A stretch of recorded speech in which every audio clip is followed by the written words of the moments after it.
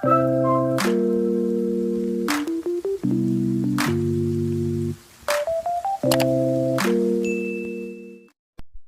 Friends, welcome to mission KVS. आज का जो टॉपिक रहेगा वो इस टॉपिक का एक पार्ट हम ऑलरेडी क्लियर कर चुके हैं, जिसका नाम है संसद यानी पार्लियामेंट। मैंने आपको संसद वाले टॉपिक में बताया था कि जब हमने संसद पढ़नी है तो उसको हमने 3 भागों में पढ़ना है। बहुत सारे लोग इसको सिर्फ लोकसभा राज्यसभा पढ़ा के छोड़ देते हैं, लेकिन नहीं, हमको संसद अगर पढ़ रहे हैं तो हमको संसद में लोकसभा, राज्यसभा और राष्ट्रपति, ठीक है, यानी lower house, upper house and the president of India, ये तीनों पढ़ना पड़ेगा। ठीक है, लोकसभा और राज्यसभा हम ऑलरेडी क्लियर कर चुके हैं। उस वीडियो पे आपका बहुत अच्छा रिस्पांस था। जिस बच्चे ने वो वीडियो नहीं देखी है उसको डिस्क्रिप्शन में लिंक मिलेगा, उससे वो संसद का वो टॉपिक क्लियर कर सकता है। क्यों ज़रूरी है topic? Because not for the REET level one. देखो, बहुत सारे ऐसे सिर्फ रीट लेवल वन के लिए ही नहीं, बहुत सारे ऐसे कंपटीशन एग्जाम है जहाँ पर राष्ट्रपति, लोकसभा, राज्यसभा, इंडियन पॉलिटी का ये वाला टॉपिक का एक क्वेश्चन पक्का बना हुआ दिखता है। तो आप यहाँ पे इस माइंडसेट से इस वीडियो को देखना कि आप सिर्फ रीट लेवल वन के लिए नहीं देख रहे इसको, आप बहुत बड़े लेवल के एग्जाम के लिए भी इस वीडियो को देख सकते हैं। ठीक है, तो राष्ट्रपति जो टॉपिक है वो ना सिर्फ रीट लेवल वन के लिए इंपॉर्टेंट है, बल्कि आपके बहुत सारे टीचिंग एग्जाम के साथ साथ बहुत सारे अन्य एग्जाम जैसे एसएससी वगैरह के लिए भी बहुत ज़्यादा मायने और इम्पॉर्टेंट रखता है। और मैंने बहुत डिटेल में दिया है इसको, सिर्फ रीट लेवल वन के लेवल तक नहीं रखा है इसको। राष्ट्रपति के एक्चुअल जितने प्रॉपर लेक्चर होने चाहिए वो पूरा मैंने इसमें बताया है। वीडियो बाइलिंगुअल रहेगी, किसी प्रकार की कोई दिक्कत परेशानी नहीं होगी। तो without any time wasting start करते हैं। राष्ट्रपति को ध्यान से पेशेंस बनाए रखना और पूरा वीडियो देखना, बहुत काम का वीडियो है, बहुत काम आने वाला है। ये एक एक लाइन के जो वन लाइनर दूंगा, ये वन लाइनर नहीं, एक नंबर के क्वेश्चन बनते हैं। ठीक है, ध्यान रखना। ठीक है, तो राष्ट्रपति का जिक्र हमारे आर्टिकल, जो संविधान यानी कॉन्स्टिट्यूशन के आर्टिकल 52 से 61 में दिया गया है। ठीक है, इसके कुछ अन्य आर्टिकल भी है, बट जो बेसिक फीचर और आर्टिकल है वो इसमें है। अन्य आर्टिकल भी हैं बट बेसिक फीचर और आर्टिकल इसमें है। केंद्रीय कार्यपालिका का प्रधान नाम मात्र का नोमेनियल राष्ट्रपति होता है, वास्तविक प्रधान प्रधानमंत्री। एक चीज़ आपको बता दूं, जो सेंट्रल एग्जीक्यूटिव होती है, जो केंद्रीय कार्यपालिका होती है, सेंट्रल एग्जीक्यूटिव जो होती है, उसका नाम मात्र का बस नोमेनियल होता है राष्ट्रपति। एक्चुअल में सारी पावर और सारी चीज़ें किसके पास होती है? प्रधानमंत्री के पास। ठीक है, ये चीज़ हम सब पहले ही जानते हैं। अगर हम अमेरिका के राष्ट्रपति को कंपेयर करें तो उसके साथ हम भारत के प्रधानमंत्री को कंपेयर करते हैं, भारत के राष्ट्रपति को नहीं। वी नो कि भारत के राष्ट्रपति के पास अमेरिका के राष्ट्रपति के बराबर शक्तियां नहीं हैं भी तो नाम मात्र की हैं। उन सबका प्रयोग कौन करता है? प्रधानमंत्री। ये उस तरीके से जैसे एक बाप के पास बहुत सारी धन संपत्ति और जायदाद है, लेकिन बाप 60 साल का है। और मैं यहाँ पे एक एग्जांपल दे रहा हूँ, ठीक है, इसको किसी और से रिलेट मत करना। जैसे एक बाप है, उसकी सारी धन संपत्ति एट द एंड उसका बेटा यूज़ करता है अच्छे तरीके से। ठीक है, क्योंकि बाप की इतनी पास इतनी क्षमता है, पावर नहीं होती। ठीक उसी तरीके से ये एग्जांपल है कि हमारे देश के जो राष्ट्रपति जी हैं उनके पास पावर तो है, लेकिन नाम मात्र की। एक्चुअली उनका यूज़ प्रधानमंत्री करते हैं। ठीक है, अगर हम यूएस के राष्ट्रपति को कंपेयर करेंगे तो हमारे देश के प्रधानमंत्री से करेंगे, हमारे देश के राष्ट्रपति से नहीं करेंगे। ठीक है, तो राष्ट्रपति नाम मात्र का प्रधान होता है। एक्चुअल में प्रधान या एक्चुअल में जो हेड होता है वो हमारा प्रधानमंत्री यानी प्राइम मिनिस्टर ऑफ इंडिया होता है। ठीक है, भारत का प्रथम नागरिक या फर्स्ट पर्सन ऑफ इंडिया कौन होता है? राष्ट्रपति। देखो, इंडिया का फर्स्ट पर्सन होता है प्रेसिडेंट, और स्टेट्स का फर्स्ट पर्सन होता है गवर्नर। ठीक है, ध्यान रखना। आर्टिकल 52 में लिखा गया है साफ साफ कि भारत का एक राष्ट्रपति होगा, there will be a president of India. यहाँ पे आर्टिकल 52 में ये दिया हुआ है। ठीक है, आर्टिकल 58 में कहा गया कि भारत के राष्ट्रपति की योग्यता, eligibility of president of India. ठीक है, प्रेसिडेंट ऑफ इंडिया जो है हमारे, उनकी एलिजिबिलिटी के बारे में, यानी उनकी क्या क्या योग्यता होनी चाहिए।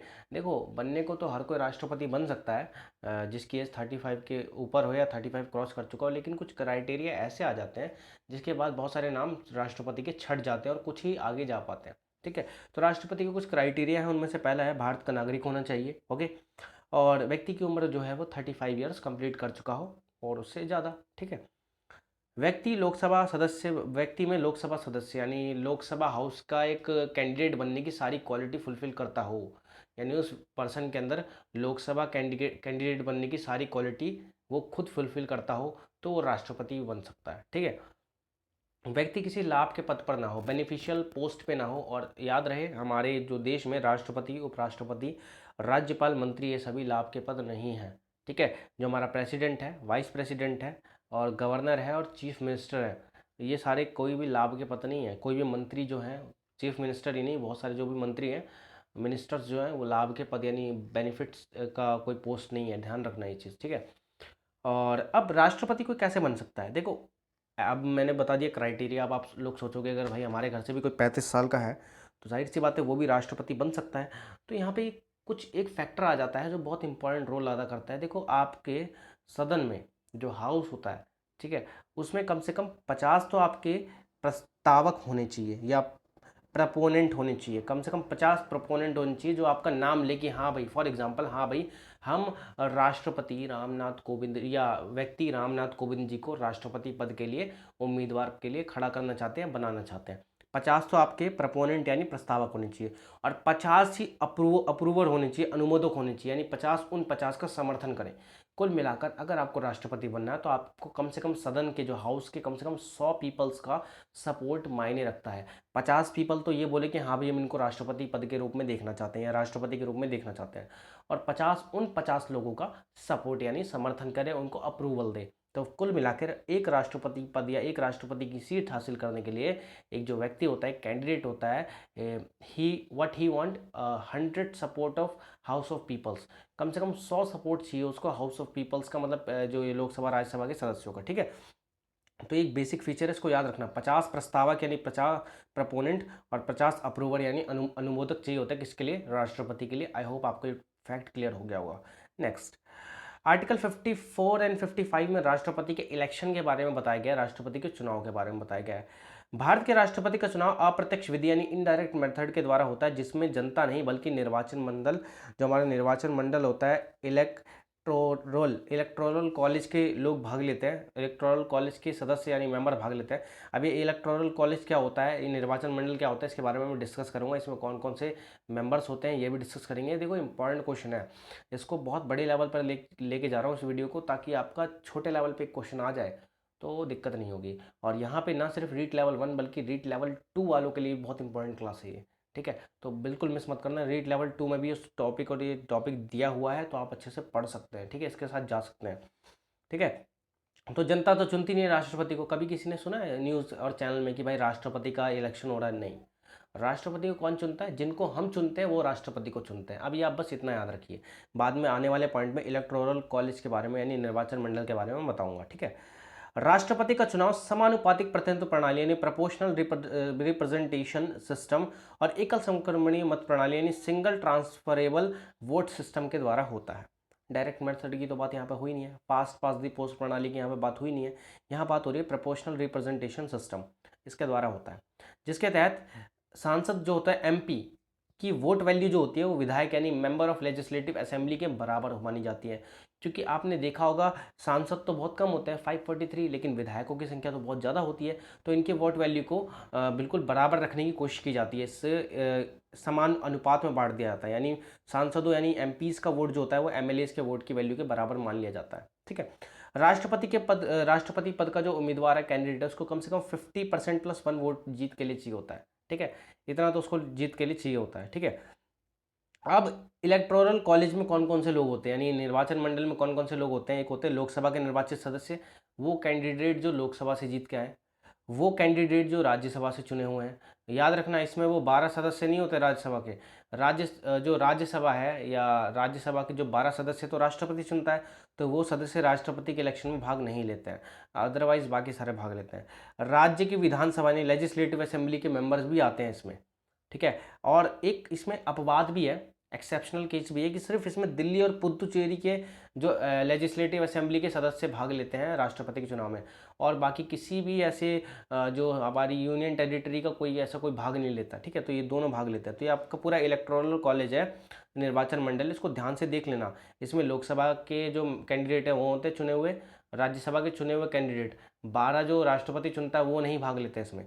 फिर राज्य विधानसभा यानी लेजिस्लेटिव असेंबली के जो सदस्य होते हैं वो, और दिल्ली और पुडुचेरी के जो विधानसभा के सदस्य होते हैं वो, ठीक है। तो ये एक निर्वाचन मंडल है यानी इलेक्टोरल कॉलेज है जो राष्ट्रपति के पद का चुनाव में हिस्सा लेता है, जनता नहीं लेती, ठीक है।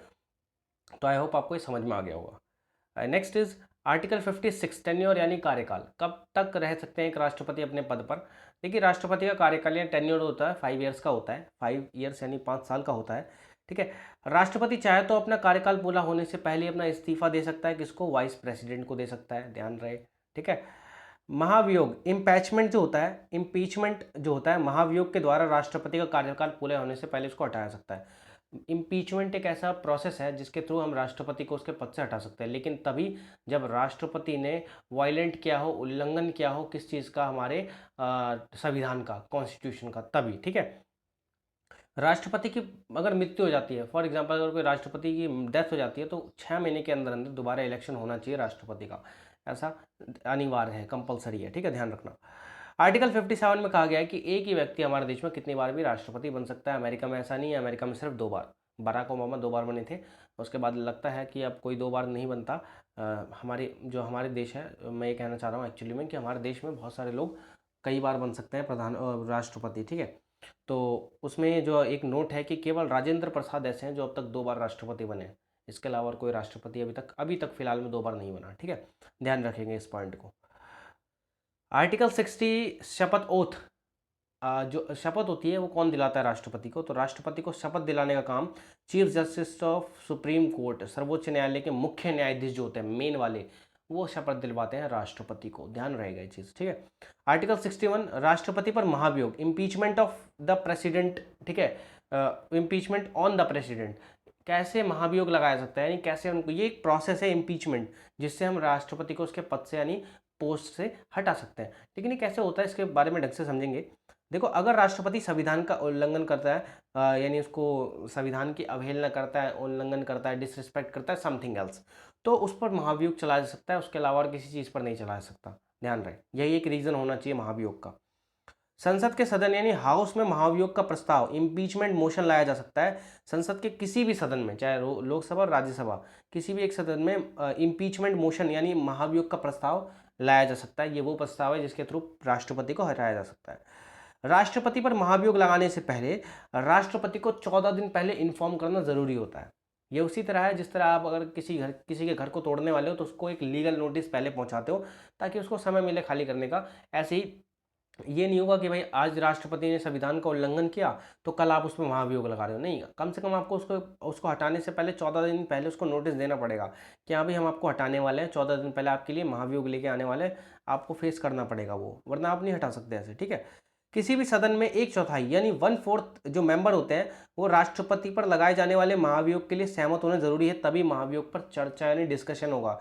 अगर लोकसभा में लाया जा रहा है तो लोकसभा के 1/4, या राज्यसभा में लाया जा रहा है तो राज्यसभा के 1/4 अगर मेंबर कह देते कि हाँ भाई इम्पीचमेंट मोशन लाया जाए यानी राष्ट्रपति के खिलाफ महाभियोग लाया जाए, तो ही महाभियोग पे डिस्कशन यानी चर्चा होगी, अदरवाइज इसको नहीं चर्चा होगी। ठीक है।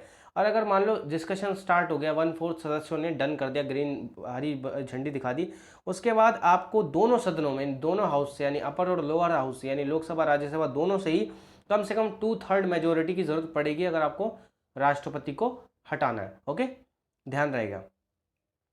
राष्ट्रपति की शक्ति यानी पावर ऑफ प्रेसिडेंट और पावर ऑफ द प्रेसिडेंट। देखो, वैसे अगर गिनवा दूँ तो पावर बहुत है हमारे देश के राष्ट्रपति के पास, पर वही बात है कि हाथ बिल्कुल उसके क्या कहते हैं ठाकुर की तरह रखे शोले वाले, कि खुद यूज़ नहीं कर सकते। तो जो हमारे जैव विरो केंद्र के जो भी हमारे मोदी वगैरह जो भी हैं प्रधानमंत्री जी, वो यूज़ करते हैं इस पावर को। ठीक है। तो एक तो होती है इनकी कार्यकारी शक्ति यानी एग्जीक्यूटिव पावर, एक विधायी शक्ति legislative power, judicial power, financial power, military power, diplomatic power and emergency power. ये सारी कुछ पावर है जो राष्ट्रपति की है, इनको डिस्कस करेंगे। देखना, अगर आप इस वीडियो को एक बार ढंग से देख लेते हो ना, तो मैं आपको इस चीज़ का दावा कर सकता हूँ कि अगर आप कोई और कंपटीशन एग्जाम दे रहे हो और वहाँ पे कुछ क्वेश्चन आते हैं राष्ट्रपति के, तो आपको यहाँ से बने हुए मिलेंगे वो। ठीक है। अगर बीच में कोई फैक्ट गलत हो गया हो या कोई पॉइंट गलत हो गया हो तो आप कमेंट बॉक्स में कमेंट कर सकते हैं, अदरवाइज तो बाकी मैंने 99% सारी चीज़ें ढंग से डाली हैं। ठीक है। राष्ट्रपति की कार्यकारी शक्ति यानी एग्जीक्यूटिव पावर क्या होती है, या कार्यपालिका संबंधित शक्तियां भी कह सकते हैं इसको। ठीक है। आर्टिकल 77 में कहा गया है कि भारतीय सरकार के सभी शासन संबंधी कार्य राष्ट्रपति के नाम पर किए जाते हैं, यानी all governance related work of the government of India are done in the name of the president, हमारे राष्ट्रपति के नाम पर किए जाते हैं। ठीक है। आर्टिकल 75 में क्या कहा गया कि प्रधानमंत्री को अपॉइंट करना और मंत्रिपरिषद यानी काउंसिल ऑफ मिनिस्टर को अपॉइंट करने की पावर राष्ट्रपति के पास है। देखो, प्रधानमंत्री को ऐसे अपॉइंट नहीं करता, खुद नहीं चुनता, हम चुनते हैं, लेकिन एक नाम होता है बहुमत दल वाला नेता, वो प्रधानमंत्री कहलाता है, जिसको राष्ट्रपति अपॉइंट कर लेते हैं। फिर प्रधानमंत्री सजेशन देता है कि हाँ भाई मेरे मंत्रिमंडल ऐसा ऐसा बनेगा, तो फिर बाकी इन सबको अपॉइंट करने का काम राष्ट्रपति कर देते हैं। आर्टिकल आर्टिकल 76 मंत्रिपरिषद यानी काउंसिल ऑफ मिनिस्टर्स की सलाह पर यानी एडवाइस पर राष्ट्रपति जो होता है वो अटॉर्नी जनरल को क्या करता है, अपॉइंट करता है। अटॉर्नी जनरल यानी महान्यायवादी, इसको अपॉइंट करता है, ठीक है। आर्टिकल 78 राष्ट्रपति को संघ यानी केंद्र के मामले में प्रधानमंत्री और मंत्रिपरिषद से सूचना प्राप्त करने का अधिकार है। उसी तरीके से जिस तरीके से स्कूल का प्रिंसिपल होगा उसको एक पावर है कि अपने स्कूल के टीचर और स्टाफ से पूछ सकता है कि आप कैसे पढ़ा रहे हो, कैसे नहीं पढ़ा रहे, कैसे कर रहे हो, कैसे नहीं कर रहे, ठीक है। वैसे ही इनके पास पावर होती है कि the president has the right to receive information from the prime minister and the council of minister in the case of union centre, ठीक है, ये इसकी पावर है, ओके। आर्टिकल 155 गवर्नर और लेफ्टिनेंट गवर्नर जो होता है उनको अपॉइंट करने का काम भी राष्ट्रपति का होता है, यानी राज्यपाल और उपराज्यपाल को नियुक्त करने का, अपॉइंट करने का काम राष्ट्रपति का है, ओके। आर्टिकल 316 जो यूपीएससी होता है ना, संघ लोक सेवा आयोग के प्रेसिडेंट, अध्यक्ष या फिर चेयरमैन जो होते हैं उनके सदस्यों और अन्य सदस्यों को चुनने का काम, अन्य सदस्यों को अपॉइंट करने का काम राष्ट्रपति ही करता है। इसके अलावा राष्ट्रपति के द्वारा चुनाव आयोग का गठन और मुख्य चुनाव और अन्य चुनाव आयुक्त की नियुक्ति की जाती है। जो इलेक्शन कमीशन है उसको कॉन्स्टिट्यूट करते हैं हमारे प्रेसिडेंट, और cheap and other election commissioner को अपॉइंट करने का काम भी प्रेसिडेंट करते हैं। इसके अलावा वर्तमान में जो हमारे एक करंट अफेयर का टॉपिक है, वर्तमान में हमारे जो चुनाव आयुक्त हैं यानी इलेक्शन कमीशन है वो सुनील अरोड़ा जी हैं।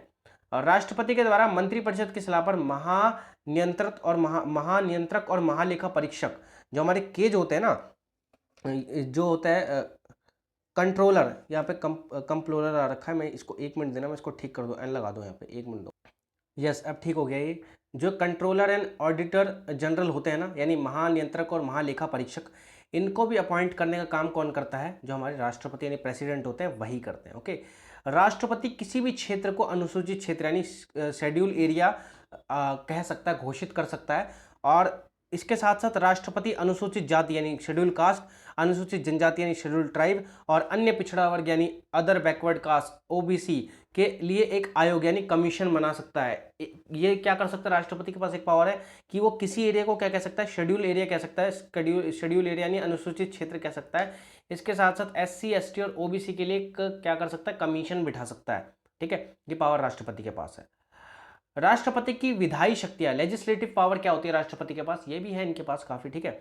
आर्टिकल 79 में कहा गया राष्ट्रपति संसद के अभिन्न होंगे, ठीक है, मेन हिस्सा होंगे, खास हिस्सा होंगे, ठीक है। मैंने साफ साफ कहा यह बात कि भाई लोकसभा राज्यसभा ही नहीं, संसद राष्ट्रपति के साथ भी चलती है, क्योंकि एट दी एंड कोई भी बिल का प्रोसेस जाकर राष्ट्रपति की सिग्नेचर के साथ ही खत्म होता है। राष्ट्रपति के सिग्नेचर के बिना कोई बिल कानून थोड़ी ना बनेगा, ठीक है। तो राष्ट्रपति एक अभिन्न हिस्सा है।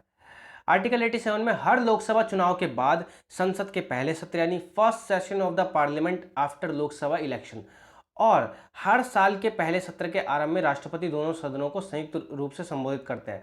देखो मैं एक चीज़ बताऊं, एक तो लोकसभा इलेक्शन के बाद राष्ट्रपति क्या करते हैं? जॉइंट सेशन लेते हैं, किसका? दोनों हाउस का। और एक जो पहला सत्र स्टार्ट होता है ना at the beginning of the year, जो पहला सेशन होता है उसका भी जॉइंट सेशन लेते हैं। कौन एड्रेस करता है उसको? प्रेसिडेंट करता है दोनों सेशन, दोनों हाउस को, ठीक है। याद रखना इस चीज़ को। और याद रहे आर्टिकल 81 के सेक्शन 1 में आर्टिकल 80 के सेक्शन 1 में राष्ट्रपति राज्यसभा के 12 सदस्यों को अपॉइंट करता है। और जो ये 12 सदस्य होते हैं इनका जिक्र आर्टिकल 80 के सेक्शन 3 में कहा गया है कि ये कहाँ कहाँ से आते हैं। एक तो साहित्य से, ठीक है, लिटरेचर के एरिया से, एक साइंस से, एक आर्ट एंड क्राफ्ट ये कला वगैरह के, और एक समाज सेवा यानी जो सोशल वर्क है उनसे आते हैं ये 12 सदस्य, ठीक है। ध्यान रखना इस चीज़ का। आर्टिकल 331 के तहत राष्ट्रपति लोकसभा में 2 एंग्लो इंडियन को चुन सकता है, उसका अधिकार राष्ट्रपति के पास है।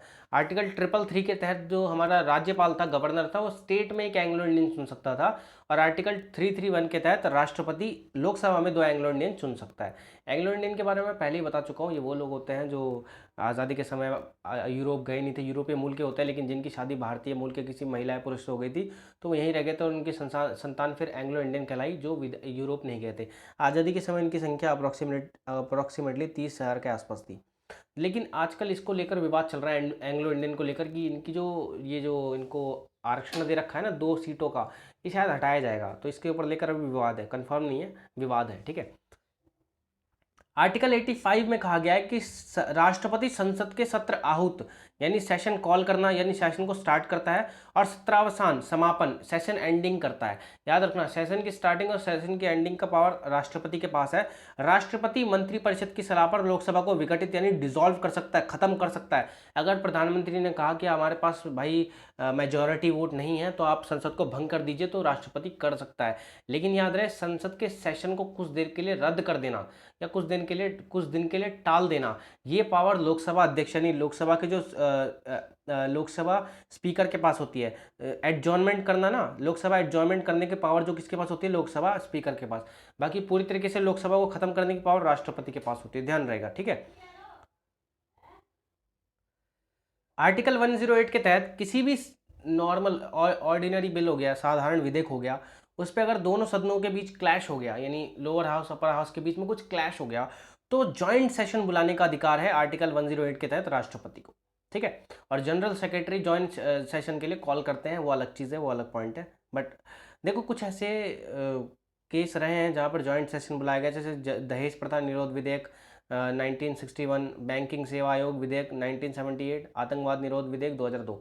ये कुछ ऐसे विधेयक है, ऐसे बिल है जिस पर जॉइंट सेशन बुलाए गए। एग्जाम्पल याद रख सकते हो, अदरवाइज इतना इंपॉर्टेंट नहीं है। हमारी संसद में जो भी बिल आते हैं वो तभी कानून बनते हैं जब राष्ट्रपति उस पर सिग्नेचर कर दे। और ये किस आर्टिकल के तहत है? आर्टिकल 111 के तहत है कि राष्ट्रपति अगर उसका मतलब यहाँ पे बिल है, ठीक है, राष्ट्रपति उस बिल पर हस्ताक्षर कर दे तो वो कानून बन जाता है। कोई भी बिल पर अगर हस्ताक्षर यानी सिग्नेचर कर दे तो कानून बन जाता है। राष्ट्रपति उसे एक बार कोई भी बिल हो, सिर्फ मनी बिल को छोड़कर राष्ट्रपति किसी भी बिल को दोबारा सोच विचार के लिए, यानी भाई इसमें कुछ करेक्शन करके लाओ, इसके लिए भेज सकता है। मनी बिल को क्यों नहीं भेज सकता, इसका एक रीजन बताता हूँ। मनी बिल और संविधान संशोधन, कॉन्स्टिट्यूशन अमेंडमेंट जो होते हैं ना, संविधान में जो संशोधन होता है उसको, और मनी बिल को छोड़कर बाकी सबको क्यों भेज सकता है वो, और मनी बिल को क्यों नहीं भेज सकता वापस रिटर्न किसी भी हाउस के पास?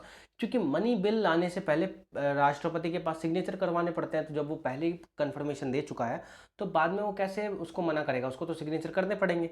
और राष्ट्रपति किसी भी बिल को सुरक्षित रख सकता है अपनी जेब में, जिसे हम पॉकेट विटो के नाम से जानते हैं। कुछ पावर में ये यूज़ कर लेते हैं पॉकेट विटो। इन विटोज की पावर को अच्छे से पढ़ेंगे। देखो, किसी ने अपने ढंग से वीटो नहीं पढ़ाया होगा, मैं आज वीटो पढ़ाता हूँ आपको। बहुत अच्छी पावर होती है राष्ट्रपति के पास, हमारे वीटो पावर होती है। हमारे राष्ट्रपति, देश के राष्ट्रपति के पास 3 वीटो पावर है, होती 4 है, बट हमारे राष्ट्रपति के पास 3 पावर है। पहली अत्यंतिक निषेधाधिकार, एब्सोल्यूट वीटो होती है। एब्सोल्यूट वीटो का प्रयोग कब करता है राष्ट्रपति? जब दोनों सदनों से कोई बिल पास हुआ हो और राष्ट्रपति की उस बिल पर नज़र ना पड़ी हो, और ऐसा दिखा ना हो उसको भाई कि बिल आया है, उसने कुछ दिन के लिए नीचे रखवा दिया हो कि भाई बाद में पढ़ के आराम से साइन वगैरह करके पास करवा देंगे। लेकिन उससे पहले मान लो कोई सरकार गिर जाए, तो नेक्स्ट जो सरकार आएगी वो उस विधेयक को रद्द करवा सकती है एब्सोल्यूट पावर की तरह, कि भाई ये जो बिल है ये पुरानी सरकार लेकर आई थी और आपने इस पर कोई कंफर्मेशन भी नहीं दिया, तो आप इसको डिसॉल्व कर दीजिए, खत्म कर दीजिए, ये बिल हमारी सरकार के लिए सूटेबल नहीं है। तो राष्ट्रपति एब्सोल्यूट वीटो का यूज़ करके उसको खत्म कर देते हैं। सस्पेंसिव वीटो जो होती है, निलंबकारी निषेधाधिकार का मतलब होता है भाई जब राष्ट्रपति किसी बिल को पुनर्विचार के लिए भाई करेक्शन वगैरह के लिए भेजते हैं, तो वहाँ पे वो किस वीटो का पावर का यूज़ करते हैं? सस्पेंसिव वीटो यानी निलंबकारी अधिकार का यूज़ करते हैं, निषेधाधिकार।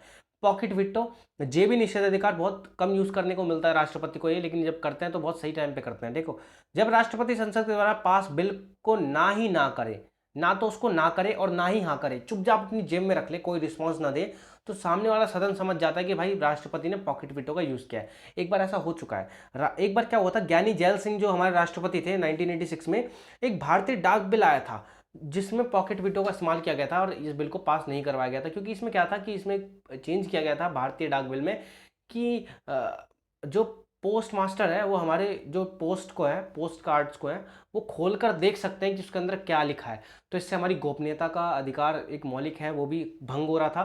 तो राष्ट्रपति ने, ज्ञानी जैल सिंह जी ने इसको अपनी जेब में रख लिया। एक एग्जाम्पल 1986 में हुआ था, ध्यान रखना, ठीक है। क्वालिफाइड वीटो हमारे देश के राष्ट्रपति के पास नहीं है, भारतीय राष्ट्रपति के पास क्वालिफाइड वीटो नहीं है। अब राष्ट्रपति वीटो शक्ति का प्रयोग कॉन्स्टिट्यूशन अमेंडमेंट बिल और मनी बिल पर नहीं कर सकता। और वीटो का पावर है उसका भी प्रयोग ये किस पे नहीं कर सकता? कॉन्स्टिट्यूशन अमेंडमेंट बिल और मनी बिल पर ये नहीं कर सकता। ध्यान रहे, क्वेश्चन आ सकता है। अब आर्टिकल 123 राष्ट्रपति को अधिकार है कि वह ऑर्डिनेंस यानी अध्यादेश जारी कर सकता है। ऑर्डिनेंस कब जारी किया जाता है? जब संसद का सत्र यानी सेशन ना चल रहा हो और देश को किसी कानून की जरूरत हो, तो राष्ट्रपति ऑर्डिनेंस जारी करके एक कानून ला सकता है, और उस कानून की कीमत जो सेशन चलता है ना संसद का, उसमें जो बना कानून है उसकी कीमत के बराबर होती है। ठीक है, तो ऑर्डिनेंस जारी करने का अधिकार राष्ट्रपति को है आर्टिकल 123 के तहत। राष्ट्रपति की न्यायिक शक्ति जुडिशियल पावर क्या क्या होती है?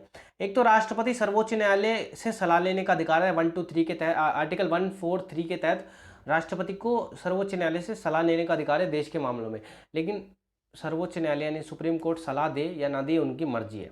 ठीक है, आर्टिकल 124 के तहत राष्ट्रपति सर्वोच्च न्यायालय यानी सुप्रीम कोर्ट के chief justice of supreme court को, और chief justice of supreme court और अन्य जस्टिस जो होते हैं, अन्य न्यायाधीश जो होते हैं, उनको अपॉइंट करने की इनके पास पावर है। इसके अलावा सर्वोच्च न्यायालय के मुख्य न्यायाधीश को शपथ राष्ट्रपति दिलाते हैं। ये जो सर्वोच्च न्यायालय के मुख्य न्यायाधीश है ना, चीफ जस्टिस ऑफ इंडिया, उनको शपथ दिलाने का काम राष्ट्रपति का होता है। आर्टिकल 217 के तहत राष्ट्रपति उच्च न्यायालय यानी हाई कोर्ट के न्यायाधीशों को भी अपॉइंट करते हैं, ध्यान रहे। आर्टिकल 72 में राष्ट्रपति के समाधान की पावर यानी माफ करने की शक्ति इनके पास है। ये किस किस केस में माफ कर सकते हैं? देखो कैसे कर सकते हैं। एक तो होता है पार्डन। इसके तहत राष्ट्रपति किसी भी व्यक्ति के सारे आरोप को क्षमा कर सकता है, ठीक है, सिवाय मृत्युदंड को छोड़कर। एक होता है लघुकरण। लघुकरण में क्या होता है कि सजा का रूप बदल देते हैं। फॉर एग्जाम्पल किसी को 10 साल की सजा है तो उसको 5 साल की सजा कर दी, रूप वगैरह बदल दिया, फॉर्म बदल दिया सजा का। एक होता है परिहार, रिमिशन। इसमें क्या होता है? इसमें राष्ट्रपति सजा का रूप बदले बिना सजा की अवधि कम कर देता है। फॉर एग्जाम्पल किसी को उम्र कैद है, अब उम्र कैद भी उसको भाई 60-70 साल की, मान लो किसी को कैद है 60 साल की, तो उसकी सजा का रूप नहीं बदला, बस सजा कम कर दी, ठीक है।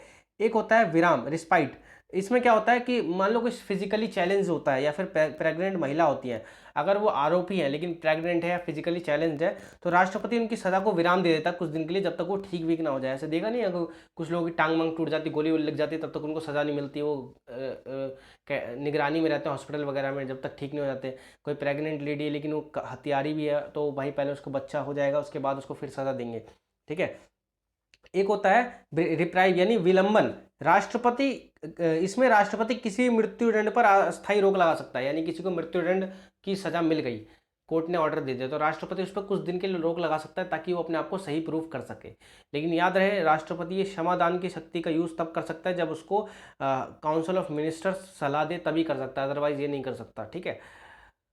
राष्ट्रपति की वित्तीय शक्ति यानी फाइनेंशियल पावर, राष्ट्रपति के पास भी कुछ फाइनेंशियल कंट्रोल है, ठीक है। धन विधेयक को संसद में लाने से पहले राष्ट्रपति की मंजूरी लेना कंपलसरी है, राष्ट्रपति से सिग्नेचर कराना जरूरी है मनी बिल पर स्टार्टिंग में। आर्टिकल 280 के तहत राष्ट्रपति राज्य और केंद्र के बीच जो टैक्स है उसके बंटवारे के लिए हर 5 साल में एक फाइनेंस कमीशन को बिठा सकता है, ध्यान रहे। आर्टिकल 112 में राष्ट्रपति हर साल वार्षिक वित्तीय विवरण एनुअल फाइनेंशियल स्टेटमेंट या सेंट्रल बजट को संसद के सामने रखते हैं। ये जो एनुअल फाइनेंशियल स्टेटमेंट है, राष्ट्रपति 112 आर्टिकल के तहत हर साल सदन के सामने रखते हैं, संसद के सामने। राष्ट्रपति के पास कंटिजेंसी फंड जो होता है ना, आकस्मिक निधि, उस पर पावर या कंट्रोल होता है, अधिकार होता है, किस आर्टिकल के तहत? 267 के तहत, ठीक है। राष्ट्रपति की सैन्य शक्तियां यानी मिलिट्री पावर। राष्ट्रपति जो कमांडर होते हैं तीनों सेनाओं के सर्वोच्च सेनापति होते हैं राष्ट्रपति, ठीक है। राष्ट्रपति तीनों सेनाओं के प्रमुख की नियुक्ति करते हैं, यानी जो प्रमुख होते हैं ना, चीफ होता है, आर्मी चीफ वगैरह, इनकी नियुक्ति राष्ट्रपति करते हैं, ठीक है। राष्ट्रपति किसी युद्ध की घोषणा समाप्ति करते हैं, यानी कोई युद्ध स्टार्ट होने वाला है, इसकी घोषणा राष्ट्रपति करेंगे, इसका अनाउंस राष्ट्रपति करेंगे, और कोई युद्ध खत्म होने वाला है, इसकी भी घोषणा राष्ट्रपति करेंगे। ये राष्ट्रपति की मिलिट्री पावर, ठीक है। राष्ट्रपति की डिप्लोमेटिक पावर यानी राजनयिक शक्तियां क्या क्या है?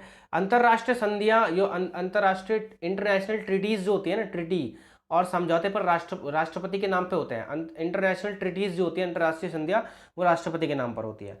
अंतरराष्ट्रीय जो मुद्दे होते हैं उस पर राष्ट्रपति भारत का प्रतिनिधित्व करते हैं, ठीक है, यानी भारत को प्रेजेंट करते हैं। किसी देश में राजदूत, एम्बेसडर और उच्चायुक्त की नियुक्ति राष्ट्रपति करते हैं। अब हर देश में हमारे भी तो एम्बेसडर जाते हैं, वो किसके थ्रू जाते हैं? हमारे राष्ट्रपति के थ्रू जाते हैं। और जो अन्य देशों के एम्बेसडर आते हैं, जो एम्बेसीज से एम्बेसडर नहीं आते, मान लो कहीं के आगे अमेरिका वगैरह के, तो उनका स्वागत कौन करता है? हमारे देश के राष्ट्रपति उनका वेलकम करते हैं। राष्ट्रपति की इमरजेंसी पावर भी होती है। आर्टिकल 352 के तहत नेशनल इमरजेंसी लगाने की शक्ति किसके पास है? राष्ट्रपति के पास। आर्टिकल 356 राष्ट्रपति राज्य में राष्ट्रपति शासन लगाने की शक्ति। किसी भी स्टेट में प्रेसिडेंट की जो शासन हो गया, राष्ट्रपति का शासन लगाने की शक्ति राष्ट्रपति के पास आर्टिकल 356 के तहत है। ठीक है। एक है आर्टिकल 360 फाइनेंशियल जो इमरजेंसी है वो उसकी घोषणा करने की या उस वो लगाने की जो बात है, ये पावर भी आर्टिकल 360 के तहत राष्ट्रपति की होती है। लेकिन जो इसमें जो ऊपर की दो पावर है ना, आर्टिकल 352 राष्ट्रीय आपातकाल लगाने की और आर्टिकल 356 राज्य में राष्ट्रपति शासन लगाने की, ये दोनों पावर राष्ट्रपति की इंपॉर्टेंट है, ध्यान रखना। तो यही था हमारा आज का लास्ट पॉइंट और लास्ट वीडियो। आई होप आपको वीडियो पसंद आई होगी। ये मेरे द्वारा लिखा एक कोटेशन कि don't let your hope die without giving your best try. अपनी होप को तब तक मरने ना दो जब तक आप अपना बेस्ट ट्राई ना दे दो। तो अपना बेस्ट ट्राई देते रहिए। और यही हमारी लास्ट की आज वीडियो थी। आई होप आपको वीडियो पसंद आई होगी। देखो बहुत इंपॉर्टेंट वीडियो है। मजाक सेट कर एक बात बोलूँगा कि ये बहुत इंपॉर्टेंट वीडियो है हर कंपटीशन एग्ज़ाम के लिए। तो रीट के लेवल 1 के लिए भी, रीट लेवल 2 के लिए भी, यानी सेकंड ग्रेड के लिए भी और अन्य एग्ज़ामों के लिए भी। तो इस वीडियो को पूरा देखिएगा, अपना सपोर्ट बनाए रखिएगा। आई होप आपको वीडियो पसंद आई होगी। अब आप लाइक शेयर सब्सक्राइब कर सकते हैं। मेरे स्वास्थ्य में सुधार आ रहा है धीरे धीरे और कंटेंट को तेज़ी से लाने की कोशिश करेंगे। बस इसी के साथ अपनी मौज कीजिए और इन्जॉय कीजिए, मज़े कीजिए और सेफ रहिए। बाय।